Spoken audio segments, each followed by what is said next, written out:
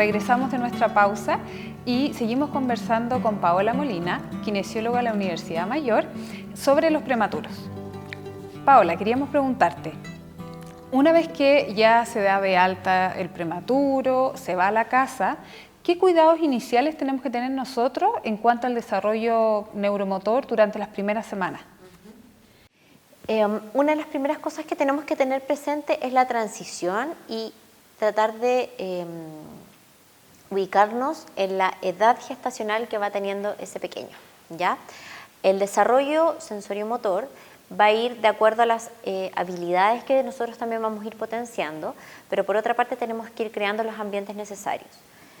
En la primera etapa, sobre todo cuando los niños van después del alta a la casa, por lo general la etapa que están es las habilidades que debería estar haciendo un recién nacido, ¿ya?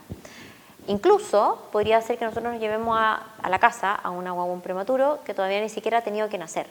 Por lo tanto, tenemos que considerar si ese niño, por ejemplo, nos fuimos de alta y este niño recién estaría cumpliendo 37 semanas, todavía me falta para llegar a mis 40 semanas de edad gestacional. Por lo tanto, yo quizás, este niño va a tener antes el mes de edad y yo quizás voy a estar esperando las habilidades motoras que haga este pequeño de un mes de edad. Y voy a tratar de ejecutarlas, voy a tratar de provocarlas, pero voy a ver que este niño no las va a realizar. Y en eso tengo que ubicarme en cuál es la necesidad actual, qué debería estar haciendo ese organismo, qué debería estar haciendo ese cerebro en ese momento. Y a las 37 semanas de edad gestacional, ¿cuál debería ser el ambiente que debería tener ese niño?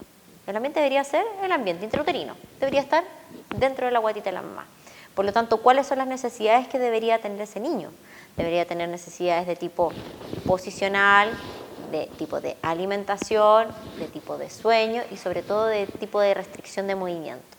Por lo tanto, ahí nos vamos a ir directamente a las primeras indicaciones que van mucho más ligadas a tratar de buscar los componentes de la vida intrauterina, componentes físicos puntualmente. Volver al tratar útero. de llevarlo, claramente, porque ese sistema nervioso no tengo cómo acelerarlo que madure rápido. ¿No le puedo dar un remedio? No va en ninguno de estos casos a que me hayan dado, como tú dices, un remedio, algún medicamento o me hayan puesto algún sistema adicional para que este sistema nervioso madure rápido, sino que en realidad lo que tengo que hacer es remontar a la necesidad más orgánica y más fisiológica de este sistema nervioso. Y lo que más necesita son los componentes físicos de la vía intrauterina.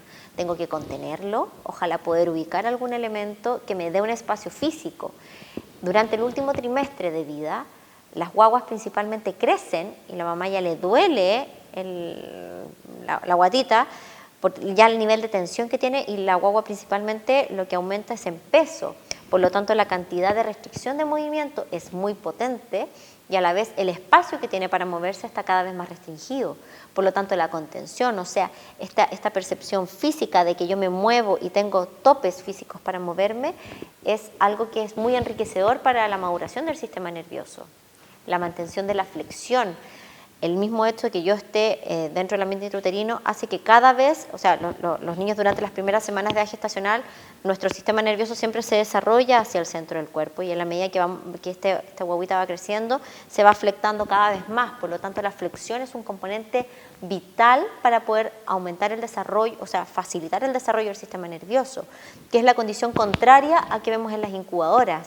En las incubadoras la flexión es muy difícil lograrla, porque en realidad es un ambiente plano, una superficie en donde la fuerza de gravedad podríamos considerarlo como un ladrillo que me aplasta y me aleja mis segmentos corporales de mi centro. Por lo tanto, la flexión, la contención hacen que finalmente sea una forma física muy parecida, no es la misma, pero lo más parecido posible al ambiente intrauterino. ¿Ya? ¿Y cómo podemos lograr eso extra? Podemos hacerlo de manera asistida en la casa con algún tipo de cojín o algún tipo, en la mayoría de las unidades de cuidados intensivos hoy en día esos cuidados del neurodesarrollo se están realizando de manera muy potente. Ya la mayoría de las unidades cuentan con kinesiólogo, con terapeuta ocupacional, con fonoaudiólogo muy sensibles a a la optimización de la posición de nuestros prematuros, ¿ya? Y también tenemos que considerar que en realidad los cambios posturales son sumamente importantes para este desarrollo. La mamá dentro de la guatita, la mamá se está moviendo de un lado para el otro, no está eternamente acostada hacia un lado, no está solo cargada hacia otro, sino que en realidad es muy versátil la cantidad de movimiento que va experimentando ese niño. Por lo tanto, la flexión, la contención, la orientación hacia la línea media y que este niño se vea cómodo en las posiciones que yo voy entregándole son claves para que este sistema nervioso termine y culmine sus periodos de desarrollo paso por paso. Y claramente cuando ya este niño haya terminado ese periodo, esa necesidad, porque vemos que hay niños que, me pasa mucho en la consulta, que uno está viendo a un niño que quizás está muy desregulado, que tiene muchos elementos físicos como que te hablan de la prematurez o que finalmente te hablan que estuvo en una UCI, en realidad se extiende mucho, le cuesta mucho el control hacia el centro, y uno tan solo orientándolo hacia el centro, dándole un nivel propioceptivo o quizás con la mamá canguriándolo, como poniéndoselo en el fular, hay una condición conductual y de alerta que cambia muchísimo en ese niño. A esa edad, un niño recién nacido, no tendremos que esperar que esté completamente alerta, en que yo lo salude y sea una guagua que esté, claro, que me vaya a hacer un contacto visual o que en realidad quiera moverse, sino que por lo general en esa transición son niños que duermen mucho. Y si yo no veo que eso se desarrolle de manera eficiente, es un efecto posterior al sistema nervioso. Por lo tanto, tengo que tratar de ser lo más amigable posible con interpretar esa necesidad. Y con los componentes físicos de la vida intrauterina yo puedo entregarle a ese niño durante su primer periodo en transición desde el aneo hacia la casa una mayor seguridad ambiental. Y esa seguridad ambiental también me va a dar un mayor pie para poder facilitar el desarrollo neurológico asociado a su inmadurez. Y tú hablaste sobre semanas de gestación con la que nace un prematuro. Hemos escuchado hablar sobre la edad corregida y la edad cronológica. ¿Cuál es la diferencia? ¿Qué significa cada una de ellas? La edad cronológica viene siendo cuando está de cumpleaños, cuando nace, ¿ya? No necesariamente esa fecha es la que coincide con la fecha probable de parto, que es cuando se establecía que este niño podía eventualmente nacer a las 40 semanas. Se establece que el ser humano en general nace entre las semanas 38 a 40. Cuando nacen antes, esta diferencia en semanas de gestación hace que nosotros tengamos dos edades. Una, como les digo, la de cumpleaños, que es la edad cronológica, y la edad corregida, que finalmente es cuánto me faltó para completar las 40 semanas de edad gestacional. ¿Y por qué es importante corregirla y por qué es importante para los papás tenerla presente?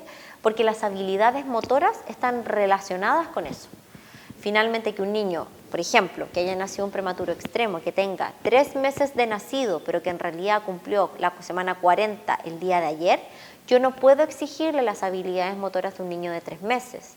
Si no, finalmente, a muchas mamás también les explico, si tú llevas a tu guagua y, por ejemplo, la comparas con la guagua de tu vecina, que efectivamente tiene 3 meses, pero nació a la fecha de término, voy a ver una carretera gigante de diferencia.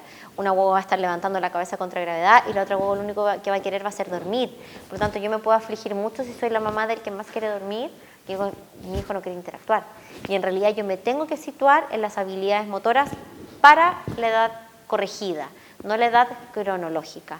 Y aún así, aunque sean diferencias muy sutiles, 2 semanas, 3 semanas, 4 semanas, o sea, si veo a un niño que en realidad tiene una diferencia chiquitita de semanas de edad gestacional, muchos se tienden a normalizar, pero la mayoría es importante que hagamos el desfase de la edad. O sea, si en realidad nació, por ejemplo, de 36 semanas, yo tengo que considerar que ese niño sí o sí tengo que restarle 1 mes de edad para ir exigiéndole las habilidades motoras de esa edad. Y esto de hablar de edad corregida, ¿hasta cuándo se considera, hasta cuándo se habla? Porque me imagino que uno ya, cuando el niño tiene más grande, uno no dice, tiene 3 años, pero tiene... Claro, se considera hasta los 2 años de edad, pero aún así, en otros países, en Estados Unidos, por ejemplo, les corrigen y siempre les mantienen la edad hasta promedio 9 años. Porque el desarrollo también tiende a ser muy transversal, y son muchas más las áreas en las que interfiere el desarrollo neurológico. Por lo tanto, no tan solo me puedo quedar acotado a los 2 años de vida. Acá en Chile se corrige hasta los 2 años de edad, y ahí se habla de 2 edades, ¿ya? Pero en realidad un prematuro es algo que lo va a acompañar siempre, es parte de sus características, no es que tenga que ponerse un cartel, soy prematuro, cuidado, vengo yo, Pero sí es importante que tengamos presente que, por ejemplo, va a ser, si tuvo un niño que tuvo importantes dificultades respiratorias, quizás va a ser un niño que en realidad no lo vamos a tratar de exponerlo lo menos posible a virus respiratorios dentro de la medida que nosotros también podamos. Pero claramente va a ser quizás un poquito más frágil su condición de salud asociado a eso versus un niño que no tuvo ese tipo de necesidad. ¿Y cuáles son las banderas rojas en el desarrollo que debo considerar en el caso de un niño prematuro? Todo lo que implique con la interacción, y aquí nos vamos a ir ligando mucho al desarrollo motor normal. Con un recién nacido prematuro es exactamente la misma... ¿Tiempo? No, el mismo listado de hitos que va a ser un niño con un desarrollo motor normal, pero a su edad corregida. ¿Ya?